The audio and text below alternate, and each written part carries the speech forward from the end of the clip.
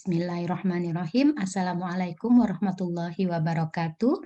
Salam sejahtera untuk para ibu dan bapak guru PAUD semuanya. Semoga tetap diberi kesehatan, tetap semangat untuk belajar dan berkarya. Dalam kesempatan ini, saya akan share sedikit ibu dan bapak terkait dengan materi ya yang sudah sangat kita kenal ya, sudah biasa kita dengar tentang karakter anak-anak usia dini, ya, tepatnya pentingnya memberikan stimulasi untuk pengembangan karakter anak-anak usia dini kita.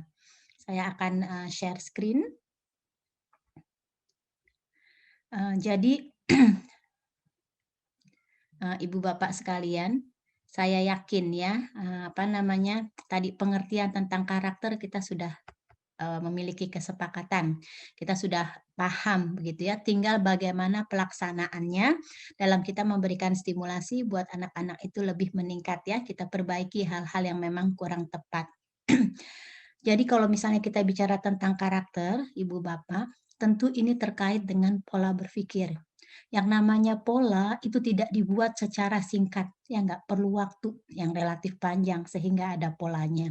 Jadi ketika kita bicara tentang karakter, ini terkait dengan pola berpikir, tentang pola berperilaku ya, dan kemudian juga ada kaitannya dengan ekspresi sikap dan perasaan. Nah, ekspresi sikap dan perasaan ini bukan ekspresi sikap dan perasaan yang terjadi sewaktu-waktu, tetapi apa? Yang pada umumnya muncul.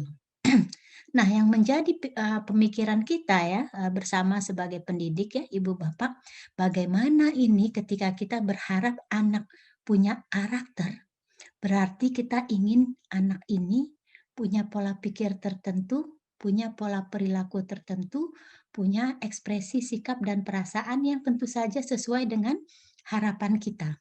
Dan sekali lagi saya katakan ini bukan jangka pendek ya, tetapi melalui proses yang berkesinambungan ya, perlu pelatihan, pembiasaan ya dan sebagainya. Selanjutnya, jadi kalau misalnya kita bicara, tadi kita bicara tentang karakter, definisinya. Kemudian gimana sih karakter yang baik itu? Kita harapkan ini jangka panjang. Ketika misalnya anak membuat keputusan ya ini untuk hal-hal yang sederhana keputusannya baik ya dalam versi anak-anak. Dia jujur, ya Masya Allah ibu bapak pengalamannya jauh lebih banyak daripada saya ya dalam praktek langsung di lapangan. Bagaimana yang namanya anak-anak usia dini itu udah dari sananya jujur. Kalau ada yang tidak jujur, berarti ada sesuatu yang salah yang mungkin dia contoh dari media, dia contoh, mungkin dari orang tua atau orang-orang di sekitarnya, begitu ya, yang karena dia tidak paham secara nilai-nilai moral, nilai-nilai agama, belum berkembang secara optimal, begitu ya. Atau ada anak mungkin yang kita temui di lapangan tidak jujur karena apa? Karena dia takut kalau misalnya telah berbuat salah. Nah, ini nanti akan ada hubungannya dengan peran pendidik ya, orang-orang dewasa sehingga kenapa anak ketika melakukan kesalahan, dia tidak nyatakan bahwa iya tadi salah, dia mengaku tetapi berbohong. Nah ini berbohong ini kebalikannya ya enggak daripada karakter jujur. Jadi nanti peran kita sebagai guru PAUD luar biasa ya karena memberikan pondasi. Kemudian orang yang berkarakter baik itu kita juga mengharap anak kita saling menghormati sesama teman-teman, paling tidak ya di lingkup PAUD kita, bagaimana berinteraksi dengan teman sebaya, berinteraksi dengan orang tua temannya, dengan guru dan sebagainya. Bersikap adil bukan berarti ini levelnya tinggi, kita saja yang sudah dewasa belum tentu begitu ya bisa seadil-adilnya. Tetapi di sini akan kita lihat bagaimana versi level anak usia dini. Peduli juga ya, tanggung jawab tentu saja pada porsi usianya. Jadi di sini Ibu Bapak kita saling mengingatkan ya bahwa harapan-harapan tentang karakter yang baik buat anak usia dini tolong tidak berlebihan ya, tetapi ini adalah suatu proses. Kita menekankan pada prosesnya daripada hasilnya. Proses yang baik, insya Allah hasilnya menjadi baik pula. Nah, selanjutnya tentang tadi ya pengembangan karakter. Pengembangan karakter ini adalah pondasi untuk belajar dalam jangka panjang. ya. Jadi ibu bapak mungkin pernah dengar ya beberapa hasil penelitian bahwa mengajarkan anak sesuatu yang sifatnya cenderung akademik itu bisa jadi lebih mudah daripada mengajarkan, membelajarkan mereka tentang karakter. Misalnya anak kita relatif sehat ya, fisik, psikologisnya relatif sehat. Tidak bisa membaca, misalnya umur 5 tahun, 6 tahun. Kemudian kita ajarkan secara intensif dengan variasi dan metode yang baik. Kira-kira 2 bulan, 3 bulan bisa nggak anak membaca? Insya Allah bisa, ketika dia sehat, misalnya fisiknya tidak ada masalah pada proses berpikirnya. Tetapi ketika kita mengajarkan tentang karakter ya, membelajarkan, berusaha menumbuhkan karakter anak, membangun karakter anak gitu ya, mengembangkan karakter anak, ini tidak mudah ya dan bukan waktu yang pendek ya. Nah, untuk itu karena tadi karakter yang positif itu begitu penting ya dalam kehidupan sehingga harus kita mulai sejak usia dini ya. Berbagai penelitian membuktikan bahwa sekolah ya yang membangun dan mengembangkan karakter anak ini akan memberikan kontribusi yang besar terhadap motivasi dan prestasi belajar anak. Kalau dia karakternya bagus, terbangun, dia punya motivasi belajar yang baik ya. Prestasi belajarnya juga insya Allah baik. Nah, ibu bapak, di sini saya ingin memperlihatkan ya tentang berbagai nilai karakter yang sudah tidak asing ya bagi kita ada banyak ya, jadi luar biasa. Negara kita gitu ya, di Indonesia nih para pendidik, kebijakan pemerintah itu sudah menggali ada banyak nilai karakter yang kita harapkan gitu ya dan kita berusaha tanamkan pada anak-anak murid kita. Dari sisi religius, jujur, toleransi, disiplin, kerja keras, kreatif.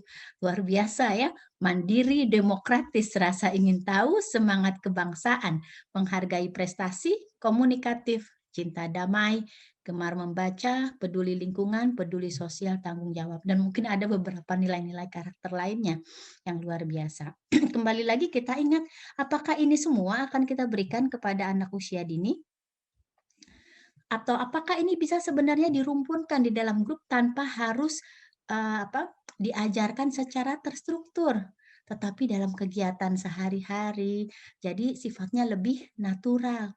Kita kasih contoh tentang kejujuran, kita kasih contoh sama, anak-anak PAUD kita tentang toleransi, tentang disiplin ya, dan sebagainya. Dan kemudian mungkin, ibu bapak juga sudah, paham ya bagaimana nilai-nilai karakter ini dari sekian belas banyak, kemudian ada, diambil kelompok kecilnya gitu ya, kalau bisa mungkin istilahnya disarikan atau apa ya, menjadi 5 nilai utama karakter. Bukan berarti yang lain tidak utama, tetapi diasumsikan nilai-nilai karakter yang lain tergabung ya. 5 nilai utama ini, merepresentasikan gitu ya, mewakili belasan nilai karakter yang lain. Katakanlah satu nilai karakter religiusitas saja, luar biasa. Karena apa, di dalam kita belajar tentang religiusitas itu sudah semua aspek, tercakup. Integritas, orang yang punya kepribadian yang terintegriti gitu ya, punya karakter gitu ya, bagus, itu pasti religiusnya juga bagus, gitu ya. Jadi kalau sebenarnya religiusitas ini adalah payung bagi nilai-nilai karakter positif yang lain. Ada integritas, gotong royong, kemandirian ya, nasionalisme dan sebagainya.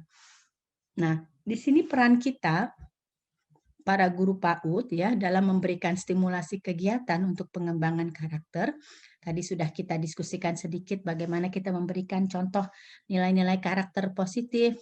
Kita kasih bimbingan ya karena ini adalah proses yang panjang. Ada bimbingan, ada pendampingan, ada latihan, anak harus dilatih. Kita belajarkan nilai empati, kepedulian. Apalagi di masa sekarang seperti ini ya, Ibu Bapak, kita semua di seluruh belahan dunia sedang mengalami ujian gitu ya. Ada yang mengalami mungkin kesulitan ekonomi ya, masalah kesehatan, akses pendidikan dan sebagainya. Nah, di sini juga merupakan salah satu kesempatan ya buat kita mengajarkan anak-anak tentang nilai-nilai empati ya. Kemudian juga, contoh lain adalah kita kasih kesempatan anak belajar mengelola emosi, ya. Jadi kegiatannya apa yang bisa kita berikan pada anak-anak ini? Yang namanya early childhood kita harus ingat belajarnya melalui bermain, learning through play. Jadi dalam kegiatan bermain yang sifatnya natural, di situ sebenarnya kita bisa memasukkan nilai-nilai karakter. Ketika dalam bermain itu kan bisa segala macam percakapan yang terjadi, mungkin dia akhirnya sharing mainan atau mungkin kadang-kadang rebutan mainan, marah dengan sikap temannya dan sebagainya. Di sini bagaimana kita tetap mensupervisi gitu ya, mendampingi mereka agar, bisa berinteraksi dengan baik, bisa belajar melatih emosi, bisa belajar berbagi dan sebagainya. Walaupun memang di masa pandemi sekarang kita belajar lewat daring mungkin ya beberapa sekolah bermainnya menjadi, sangat terbatas ya, atau mungkin akhirnya melalui online dan sebagainya. Dengan keterbatasan sekarang semoga cepat berlalu ya Bapak Ibu kita berdoa. Kemudian bagaimana dengan kegiatan membacakan cerita? Ya, itu juga suatu stimulasi. Pilihlah cerita-cerita yang memang membangun, mendidik, bisa menggugah nilai-nilai positif pada anak, bisa mengajarkan anak nilai-nilai agama dan moral. Jangan dibacakan cerita yang aneh-aneh ya. Misalnya ada cerita-cerita yang kadang-kadang pakai klinik-klinik atau mengajarkan hal-hal yang sebenarnya tidak baik buat anak-anak kita. Yang kadang-kadang misalnya cerita walaupun dalam bentuk kartun, tapi kasih contoh berkelahi, ketika ada, salah satu tokoh kartun jatuh kemudian temannya tertawa, ini juga harus kita perhatikan ya, secara tidak langsung media ini juga bisa mengajarkan kita, memberikan informasi pada anak-anak ketika dia menyerap, oke, oh jadi, kalau misalnya ada orang yang jatuh nih kartun, kemudian luka atau kadang mukanya gepeng, namanya juga film kartun terus ketawa nggak apa-apa. Ya bayangkan ya ibu bapak kalau ini sering diekspos ke anak, ini juga bisa, menjadi tantangan ya, hambatan, buat kita mengajarkan nilai-nilai karakter yang positif tadi, tentang empati tadi, kepedulian ya, dan sebagainya. Kemudian dengan berbagi pengalaman. Jangan disangka ibu bapak bahwa kegiatan ngobrol ya, bahasa naturalnya ngobrol itu tidak bermanfaat. Itu bermanfaat karena ketika kita ngobrol-ngobrol santai gitu ya sama anak murid, tapi diarahkan ke cerita-cerita, mereka mau berbagi pengalaman, sehingga di situ juga kita bisa menanamkan nilai-nilai karakter dari cerita-cerita yang dilontarkan gitu ya, oleh anak-anak atau pertanyaan-pertanyaan yang diberikan. Kemudian memberi kesempatan anak kita untuk berlatih. Berlatih untuk apa? Untuk mencapai nilai-nilai karakter tadi, entah kejujuran, kepedulian ya, dan sebagainya. Nah, di sini ada gambaran sedikit. Misalnya tadi beberapa nilai karakter itu menyentuh, eee, masalah emosi.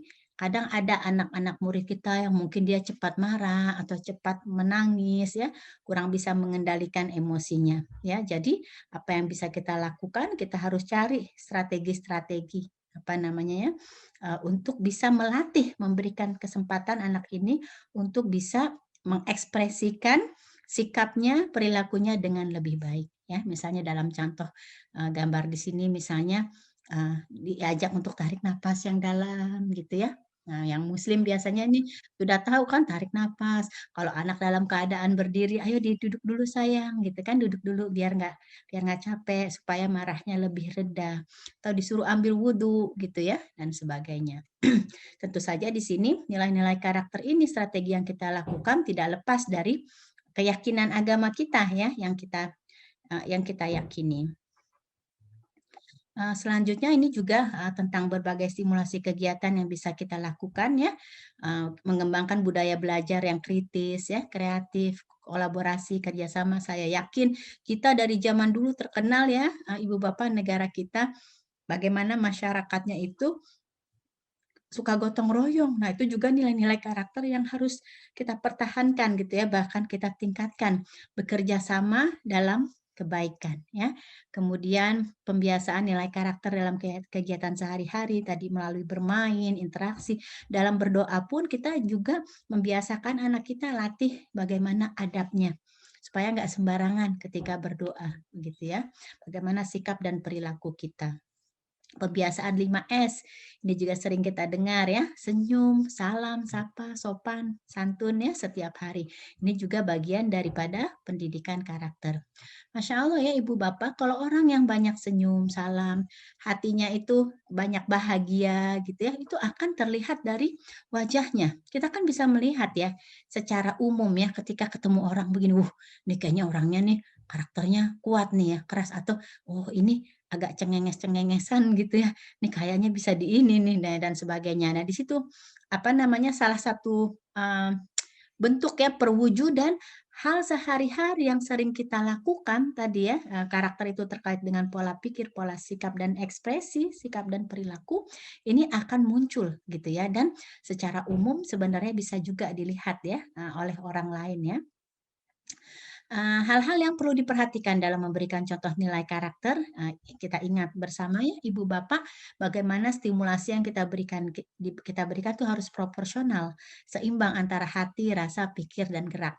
Jadi jangan salah, mengajarkan atau memberikan stimulasi tentang pendidikan karakter, tentang nilai-nilai karakter, bukan dengan hafalan ya, tetapi lebih kepada pembiasaan, ada action, hati anak diperhatikan, perasaan anak juga harus dipertimbangkan, dilatih juga pikir dan geraknya. Sehingga apa? Ada variasi metode di situ, media juga bisa mendukungnya dalam kita memberikan stimulasi dan juga lingkungan yang aman, nyaman dan kondusif atau mendukung sehingga memberikan kesempatan pada anak untuk membentuk rutinitas dan kebiasaan. Kalau udah jadi kebiasaan akhirnya akan membentuk karakter ya, karakter anak akan berkembang, menjadi lebih baik ya. Jadi katakanlah dalam kegiatan yang begini ya, di sini ada olah rasa, ada olah pikir, ada olah gerak ya, dan sebagainya. Jadi, mohon apa, kegiatan-kegiatan bukan hanya apalagi buat PAUD ya, bukan cuma duduk di atas meja, bukan baca tulis hitung begitu ya, bukan itu saja dan itu bukan menjadi hal yang utama. Tetapi bagaimana learning through play, belajar melalui bermain itu menjadi prinsip ya dalam pembelajaran segala aspek termasuk nilai-nilai karakter.